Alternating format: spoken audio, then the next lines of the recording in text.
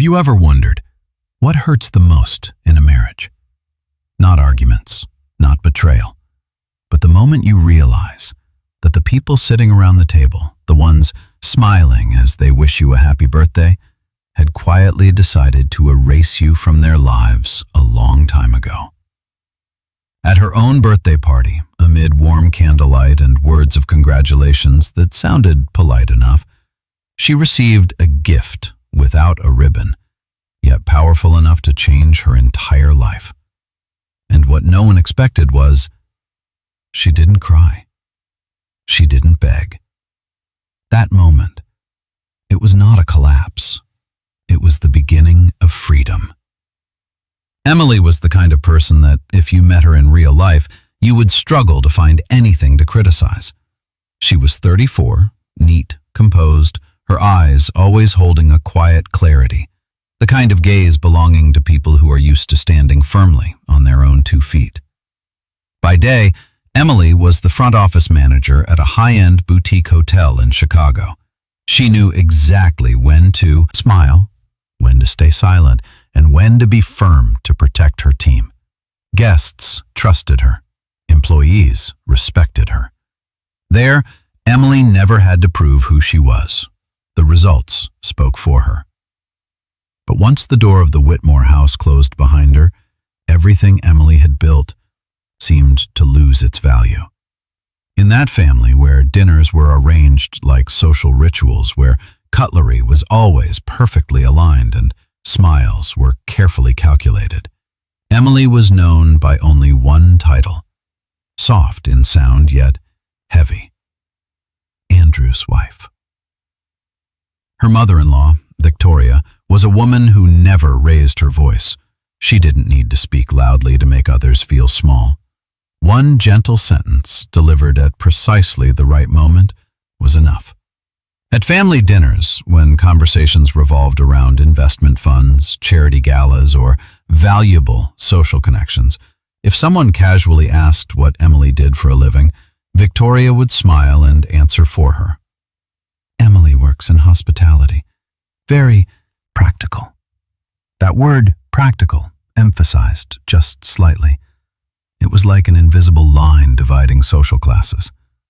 The laughter that followed was always polite. No one meant to offend, but Emily understood. It wasn't laughter with her, but laughter about her. Andrew, her husband, often sat beside her in those moments. He would squeeze her hand under the table, quick, light, as if to say, "I know, but there's nothing I can do." And Emily learned to accept it, not because she was weak, but because she believed love sometimes required endurance. She told herself, if I'm good enough, if I try hard enough, they'll change the way they see me. She started speaking less at dinner, smiling at the right moments, eating more delicately, choosing clothes that were more appropriate. Gradually, Emily overlooked that she was shrinking herself to fit the expectations of people who never truly wanted to understand her. Some nights after family dinners, Emily stood alone, washing dishes in the brightly lit kitchen. The steady sound of running water reflected her face on the cold stainless steel surface. She looked at it and asked herself, when did I start measuring my worth through other people's eyes? Victoria would often walk past then, jewelry shimmering, her perfume refined, and say casually, "Emily, have you ever thought about going back to school? A proper degree could help you see life from a higher level." The words were light as air, but sharp enough to cut deep. Emily always responded with a smile. "I'll think about it." She didn't argue. Not because she had nothing to say, but because she knew, in that house, her words had never been considered necessary. And the most painful thing wasn't being looked down on. It was realizing that the one person who could have stood beside her chose silence instead. Andrew never spoke up to defend his wife in front of his mother. He never said, "She's enough." That silence, day after day, became a dangerous habit. Emily didn't know that within those seemingly peaceful moments, A significant decision was taking shape. A decision she had never been asked about. 3 days before her birthday, the Whitmore house was strangely quiet. Not the pleasant quiet of a weekend morning, but the kind of silence that makes you feel as if you've stepped into a room where something has just happened. Emily woke up earlier than usual. Morning sunlight poured through the glass doors, spilling across the cold stone floor. The smell of coffee lingered in the air, but no one had touched it. When she entered the dining room, Victoria was already sitting there. She wore her reading glasses, her back straight, her posture as perfect as ever. In front of her lay several sheets of paper, arranged neatly, aligned with an almost obsessive precision. A red ink pen rested beside them. Victoria was making notes, slowly, intently, without the slightest sense of hurry. Emily paused for a moment. She didn't know why, but she suddenly felt as though she had stepped into a space that wasn't meant for her. Emily's footsteps were very soft against the floor. Yet, Victoria looked up almost immediately. Her eyes flashed for a brief second, so quick that anyone not paying attention might have missed it. Then she smiled. With a smooth, practiced motion, Victoria gathered all the papers, stacked them into a flawless pile, and slid them into a cream-colored envelope placed neatly beside her. "Oh, these?" she said lightly. "Just paperwork." That voice was terrifyingly familiar. Always proper, always polite. Consistently just enough to make the other person feel as though they were overthinking things. Emily nodded. She told herself she shouldn't be curious, that it wasn't her business, but her eyes still lingered unconsciously on the envelope. Pale cream, thicker than usual. Not the kind of people used for bills or administrative documents. "That's a beautiful envelope," Emily blurted out, as if trying to break the silence. Victoria's hand paused for the briefest beat. Then she smiled again. "It's for a special occasion," she replied. After that, she gently placed the envelope into her handbag. Emily stood still. The coffee cup in her hand had gone cold without her noticing. For the first time in a long while, she felt something like an alarm. Not clear, not loud, but strong enough to make her chest tighten slightly. That feeling stayed with Emily all day. Even when she went to the hotel, handled her work, smiled at guests, it lingered quietly there, like a small cloud hanging over an otherwise familiar sky. That evening, Andrew came home later than usual. He said he'd had an unexpected meeting. His voice was still warm, still gentle, but his eyes no longer lingered. His phone was always face down. When a message came in, he glanced at it quickly and slipped it into his pocket, like a reflex that had been practiced. "What are you preparing?" Emily asked, half joking, half serious. Andrew laughed. The smile came a bit too quickly. "Just a birthday surprise," he said. "Trust me, you'll like it." Before, that might have been enough, but that night, Emily didn't feel at ease. She realized Andrew was no longer the clumsy man when it came to surprises. He used to be unable to hide a smile, unable to keep a secret for more than a day, and now, everything about him seemed calculated. When night fell and Andrew was asleep, Emily lay awake, staring at the ceiling in the darkness. The room was silent, broken only by the ticking of the wall clock. She recalled Victoria's look that morning, the envelope, the words, "for a special occasion." Her birthday was approaching, but the feeling inside Emily didn't resemble anticipation. It felt like standing in front of a door that you know, once it opens, nothing will ever be the same again. The days that followed passed more slowly than usual. There were no obvious incidents, no harsh words or explosive arguments, just small cracks appearing in places Emily had never noticed before. In the mornings, Andrew still wished her a good day. His voice was still gentle, his gestures were still familiar. But he no longer looked at her long enough. His gaze always drifted away first, as if one more second might reveal something that wasn't meant to exist. Emily began to notice it in tiny moments. When she told him about a difficult guest at the hotel, Andrew merely murmured a soft, his hand scrolling on his phone, his head nodding out of habit. Before, he would have asked more questions. He would have laughed. He would have analyzed the situation with her, offered advice, even defended her. Now, he didn't. That indifference wasn't loud, but it made the room feel larger and colder. One evening, the whole family gathered for dinner again.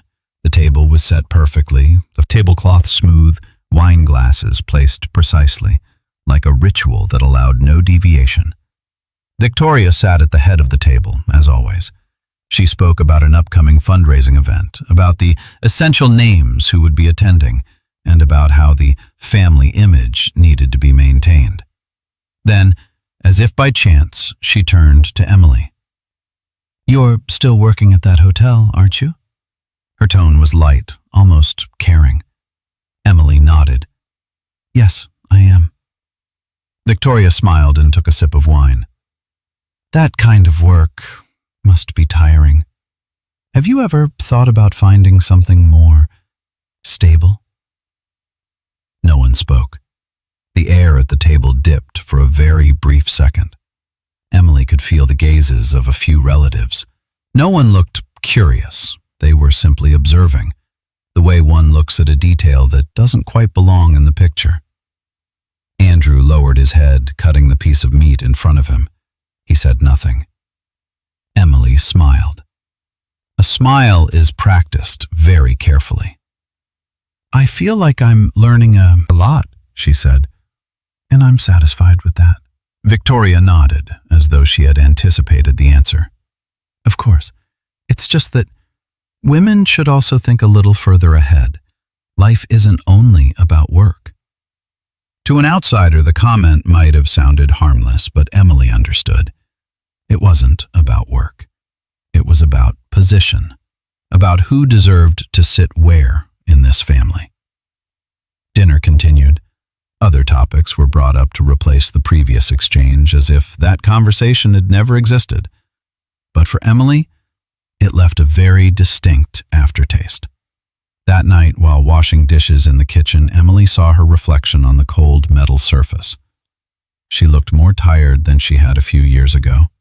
Not because of work, but because she had to adjust herself to fit molds that she hadn't created. She remembered who she used to be. The woman who laughed loudly at work, who spoke her mind, who wasn't afraid to show emotion. She couldn't remember precisely when she began. Weighing every word, every outfit choice, every smallest reaction. Perhaps it was when Andrew's silence became normal. She had once believed his silence was his way of keeping the peace, but now Emily was beginning to understand. Silence is also a choice, and in many moments he had chosen not to stand with her. That night, Andrew entered the bedroom late. He lay down beside her, letting out a quiet sigh. "Are you tired?" he asked. Emily turned to look at him. There were so many questions in her mind, but in the end she only said, "It's fine." Andrew nodded, turned his back to her. No further words followed. In the darkness, Emily lay still, listening to the steady rhythm of the man's breathing beside her. Suddenly she realized something that made her heart tighten. The loneliest feeling. It is not when you are alone. It is when you are lying next to the person you once trusted the most, and you know that if something happens, you will have to face it on your own. And, somewhere deep inside Emily, a tiny, tranquil part of her began to prepare herself for the day when everything could no longer pretend to remain the same. The night before her birthday, the Whitmore house stayed lit later than usual. Not because there was a party, but because certain things were being prepared in silence. Emily stood alone in front of her wide-open wardrobe. The dresses hung neatly, carefully sorted, neutral colors, safe silhouettes, the proper choices she had learned to like, or at least learned not to resist. In the end, she chose the dark blue dress, not too striking, not too modest, the kind of dress Victoria would nod at in approval, and Andrew would say, put on the dress and stood in front of the mirror. She adjusted her hair, then adjusted it again, as if being perfect enough would make everything go smoothly tomorrow. But the woman in the mirror wasn't smiling. That look was no longer particular. Not because she feared getting older, but because she feared she had lost something far more critical. There was a time when Emily laughed easily. She laughed loudly at the hotel, laughed with coworkers after late shifts, laughed at small, simple things. Now, her smile was continuously measured, as if every emotion had to pass through an invisible filter. She placed her hand against the mirror. Cold. "Just get through tomorrow," Emily whispered. "Just get through tomorrow." She turned off the bedroom light and stepped outside. Downstairs, Andrew was folding napkins. The white napkins were folded with perfect precision, stacked neatly in a tidy pile on the table. Emily stopped. The sight made her heart sink. Andrew looked up and smiled when he saw her. "I think everything has to be perfect," he said. "You deserve a beautiful evening." His voice was gentle. Too gentle. Emily walked over and stood beside him. She looked at the napkins, then at that familiar face. "Are you tired?" she asked. Andrew shook his head.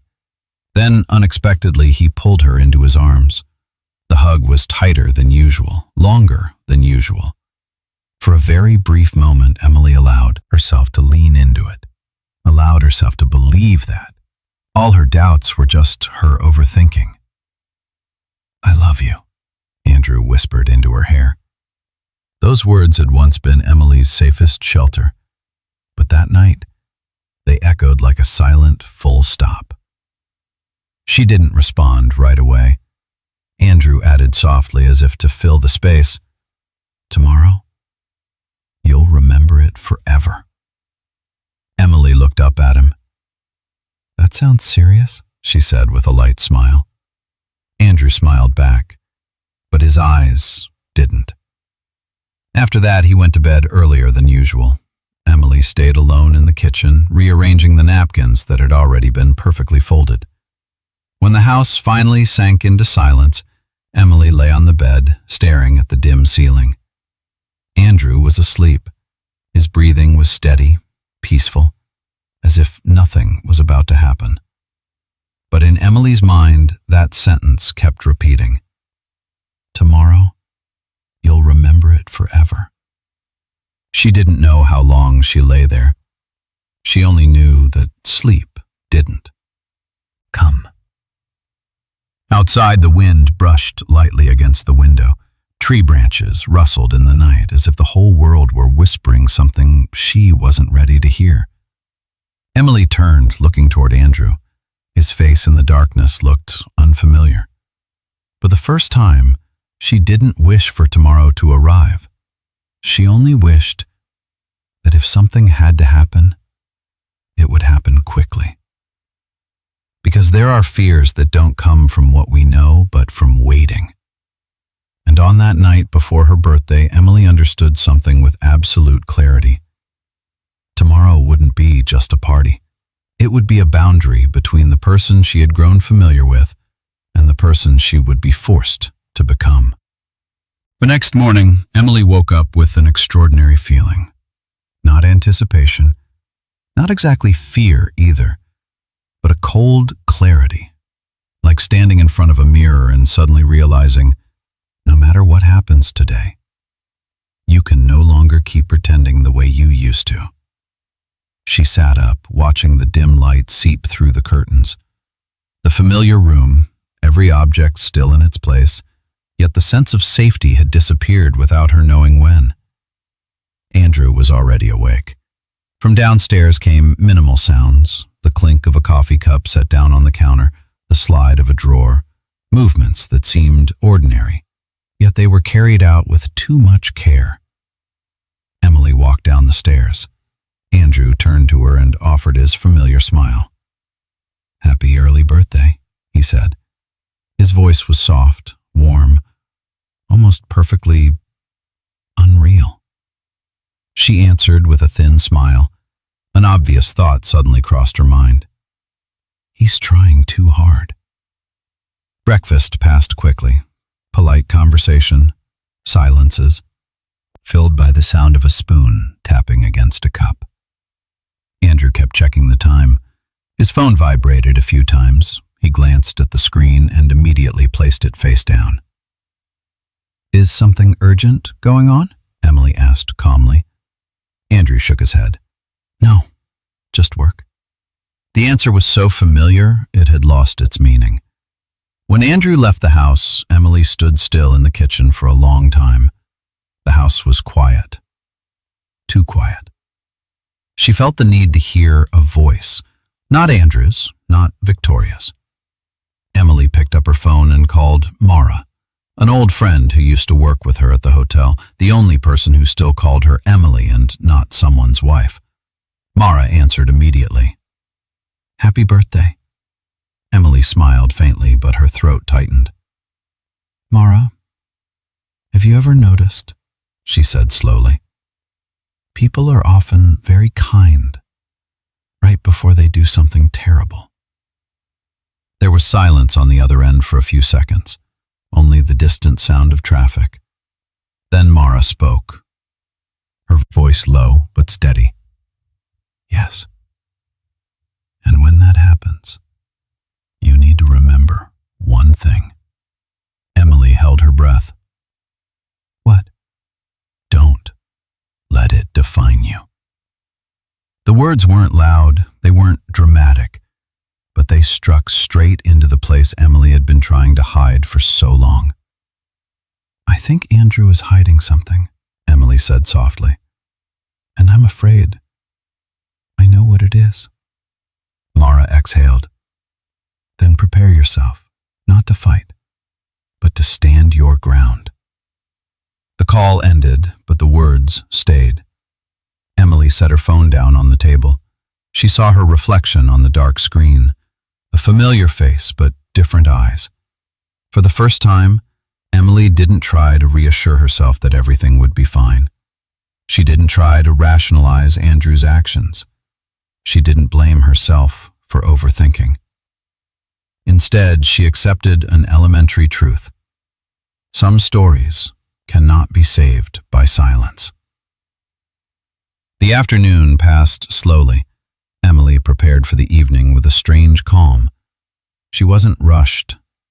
She wasn't tense. She applied light makeup, put on her familiar earrings, wore the dress she had chosen the night before. But this time, she didn't wear it to be accepted. She wore it like armor, soft yet strong enough. Standing at the door, Emily paused for a very brief moment. She took a deep breath, not to hope that something good would happen, but to remind herself that whatever awaited her behind that door, she would not turn her back on herself. And for the first time in months, Emily didn't move forward with hope. She moved forward with preparation. The restaurant where the party was held was located in the city center, a private, discreet space, elegant enough to make everything appear perfect. Soft golden lights spilt over dark wooden tables and chairs. Jazz music played gently, just enough to fill the silences without drawing attention to itself. Emily entered the dining room with Andrew. She smiled at faces that were familiar yet distant. Polite nods, birthday wishes delivered with exact phrasing, no more, no less. Everything unfolded like a rehearsed script. Victoria sat beside Emily, her elegance unchanged. She wore a pale cream dress, subtle jewelry, and every detail carefully chosen. When Emily sat down, Victoria leaned in and lightly placed her hand over Emily's. You look very beautiful today, she said. Her voice was warm, her eyes gentle. Emily returned the smile, but inside her, an invisible thread tightened. Andrew sat across from her. He didn't look at her for long. His gaze kept drifting toward the phone, lying face down on the table, as if he were waiting for a signal. The appetizers were served. The soft clink of cutlery followed. Fragmented conversations began, mostly about work, social connections, stories Emily didn't truly belong to. At times, she caught the gaze of a few relatives directed at her. Not curious, not cruel, just the look of people who already knew something and were waiting for it to happen. Emily felt unease slowly spreading through her chest, but instead of shrinking, she straightened her back, kept her posture calm, kept her breathing steady. If this were a stage, she would not walk off halfway through. When the main course was served, Victoria was the first to set down her knife and fork. A tiny gesture, but enough to slow the entire table. She smiled and glanced around. "It seems everyone is here."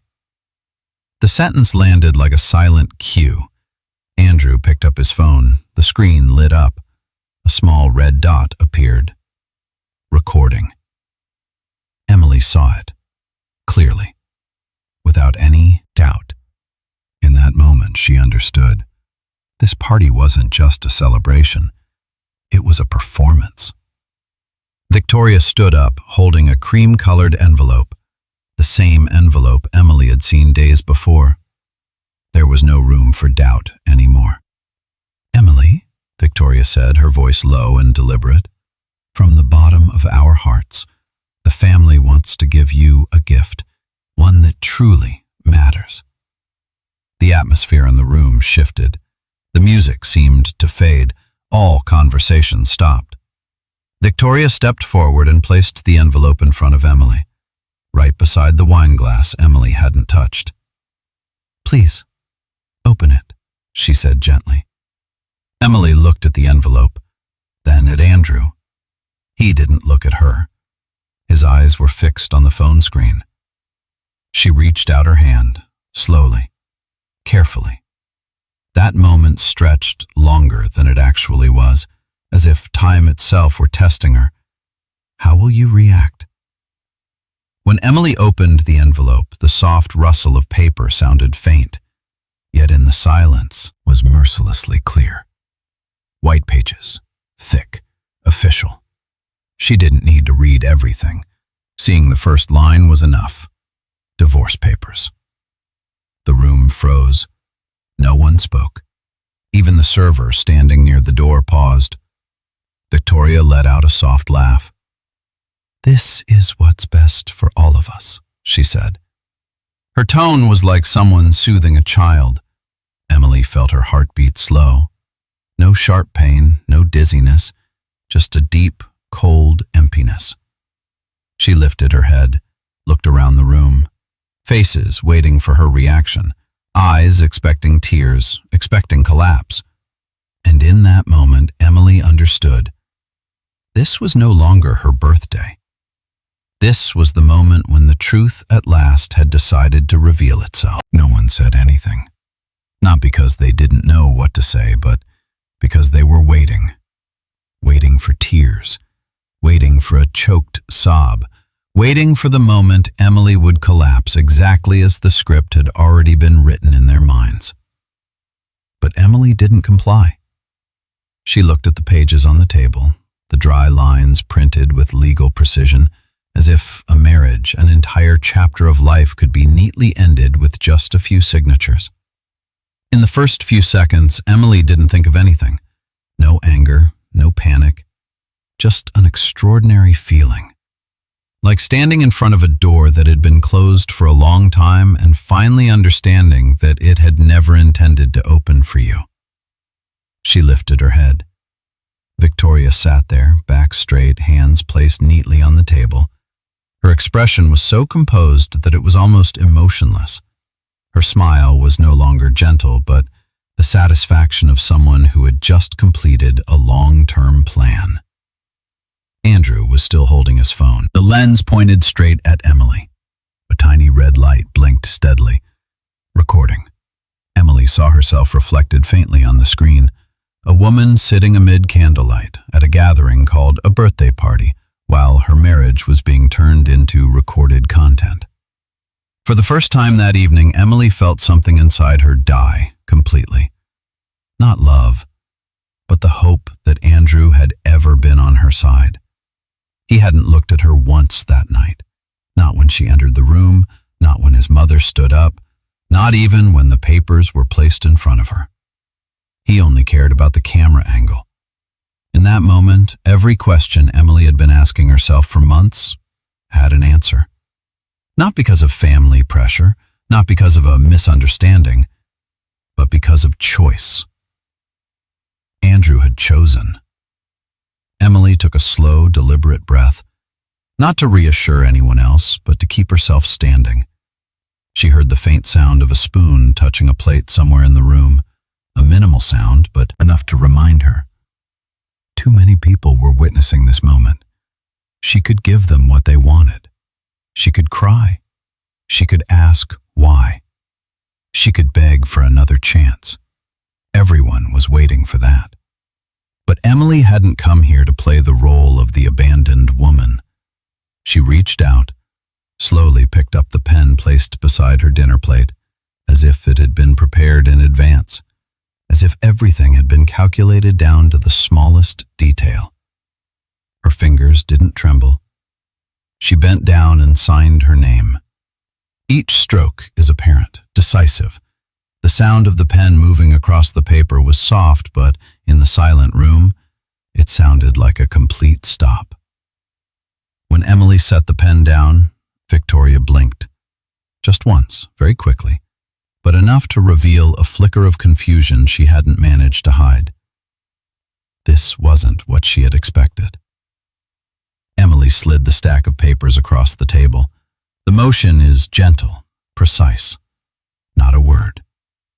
Andrew lowered his phone. His throat went dry. Don't you want to know the reason?" he asked. His voice is unsteady. Emily stood up. She straightened her dress, held her posture. "Reason?" she repeated, her voice strangely calm. "Because in the end, I gained something better." Andrew frowned. "What is it?" Emily looked at him, then at Victoria. There was no anger in her eyes, only clarity. "Freedom."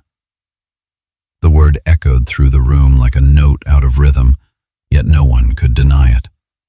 Emily picked up her handbag, took one step away from the table. She didn't look back. She didn't ask for permission.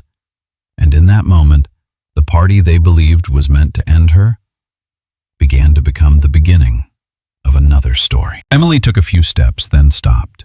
Not because she hesitated, but because there are moments that, if left unsaid, will be misunderstood forever. She turned back. The room was still wrapped in heavy silence, as if everyone were trying to process what had just happened.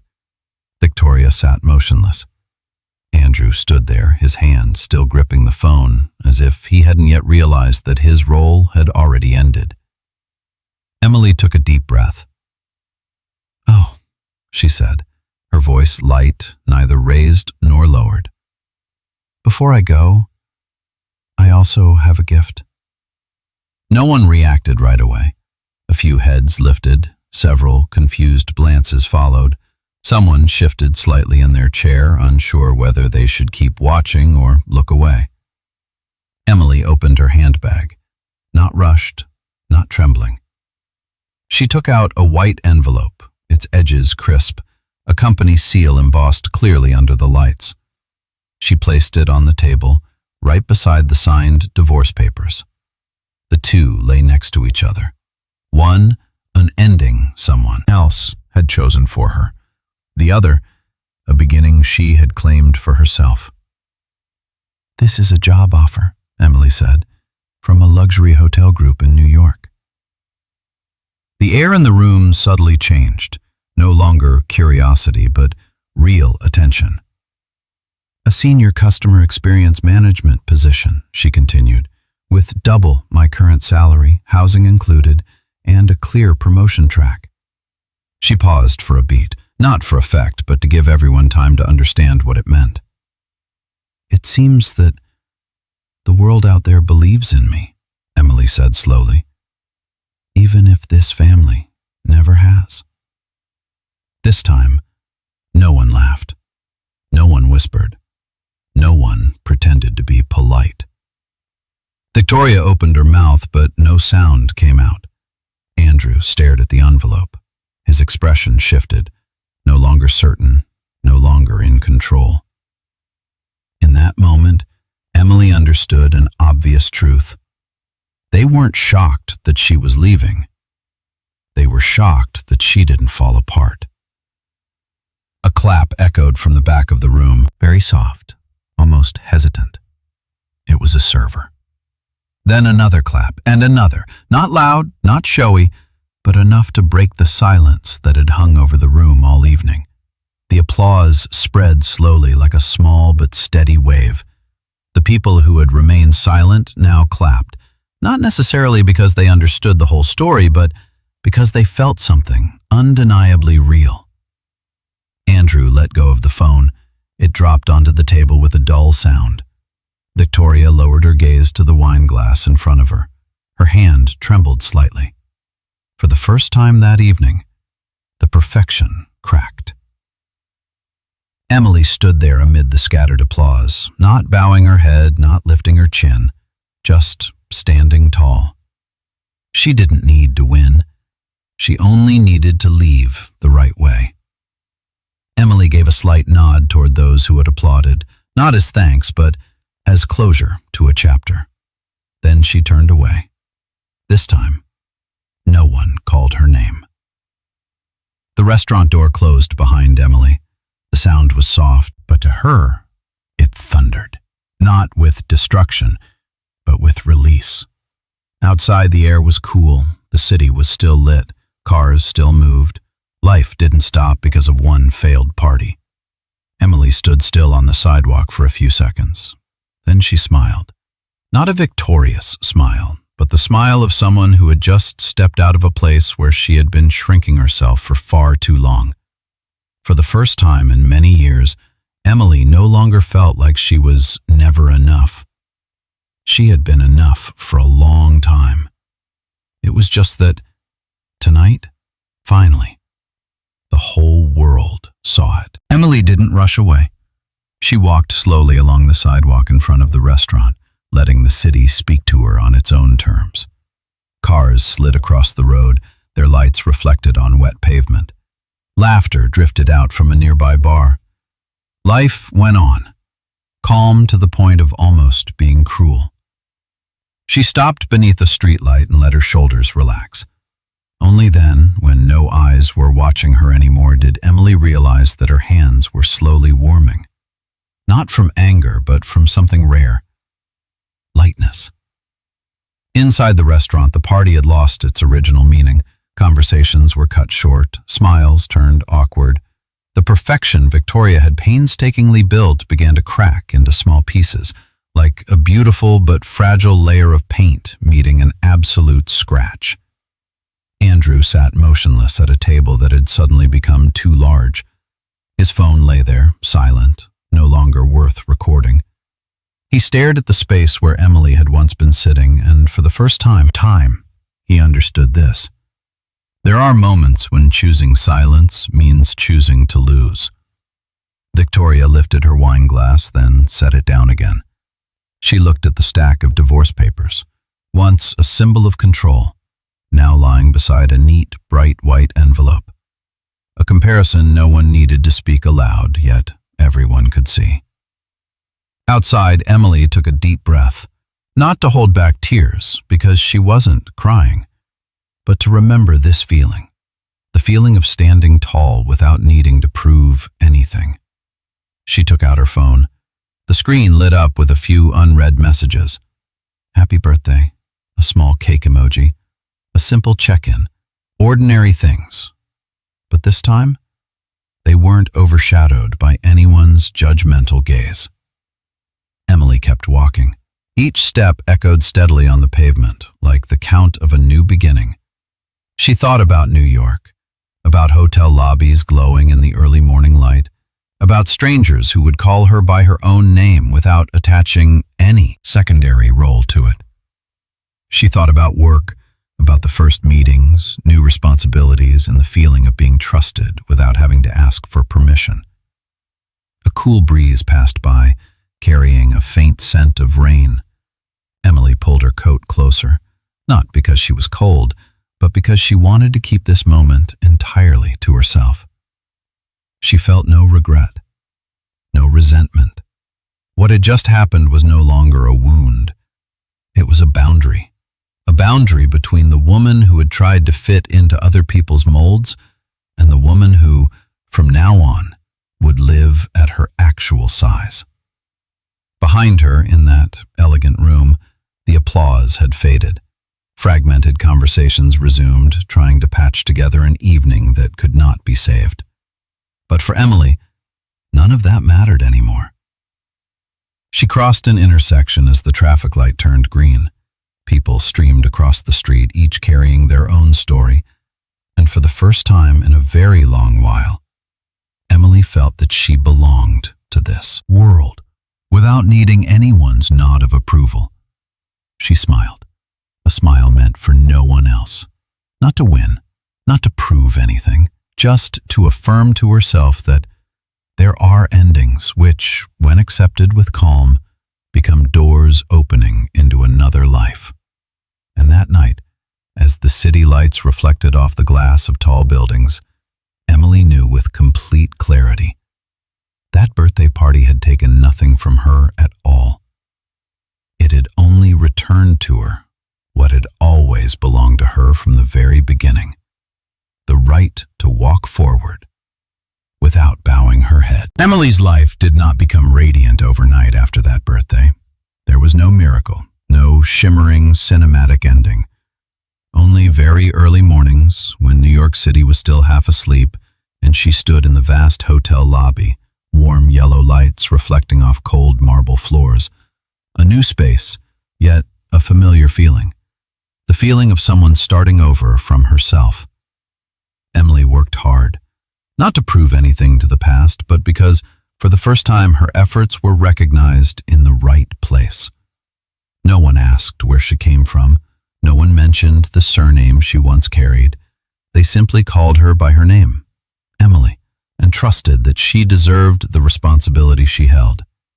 There were evenings when she left work late, stepping out of the hotel to see the city glowing before her. She would pause for a moment, just to take a deep breath, and realize that she no longer had to run from anything. Andrew sent an email once, long, filled with apologies, filled with memories, rewritten in a tone gentler than the truth. Emily read it all, slowly, then deleted it. Not out of anger, but because she understood this. Some chapters in life don't require a response. Silence sometimes is the kindest form of closure. A few months later, at a significant event at the hotel, Emily saw Victoria from a distance. The same posture, the same familiar composure. But this time, Emily did not shrink. She walked over, polite, professional, fulfilling her role precisely as it was meant to be, no more, no less. Their eyes met for a very brief moment. There was no challenge, no victory, only the late realization that true power does not come from controlling others, but from no longer needing to control anyone at all. Time passed. Emily was promoted. She stood on the stage of a small conference, sharing her journey with unfamiliar women. She did not speak of revenge. She did not speak of winning. She said only one simple thing. There are moments that seem to take everything from you, when in truth, they are only giving you yourself back. In the audience, some people cried, some nodded. And Emily knew then, her story no longer belonged to her alone. One evening, back in her small apartment, Emily opened her wardrobe. The dark blue dress, the dress from her birthday night, was still hanging there, carefully kept. She touched the fabric, smiled. That dress once carried silence, endurance, and a version of herself that tried to fit into other people's expectations. Now, it was just a memory. Not painful, not heavy. Emily hung the dress back up, closed the wardrobe door. She looked at herself in the mirror. The woman there was not significantly different in appearance, but her eyes were changed entirely, calmer, clearer, and free. Because at last, Emily understood this. No one can sign your worth for you. No relationship is worth it if it requires you to disappear piece by piece. Some gifts arrive in cruel forms, but if you are brave enough to open them inside, there may be an entirely new life waiting. If this story made you pause for a moment, if you saw yourself somewhere in Emily's journey, know that you are not alone. Thank you for staying until the very last second. Share your thoughts in the comments. Your story might become a light for someone else. And if you believe that everyday stories can heal profound wounds, walk with deep life tales. Like if this story touched you. Subscribe if you're ready to keep moving forward with us.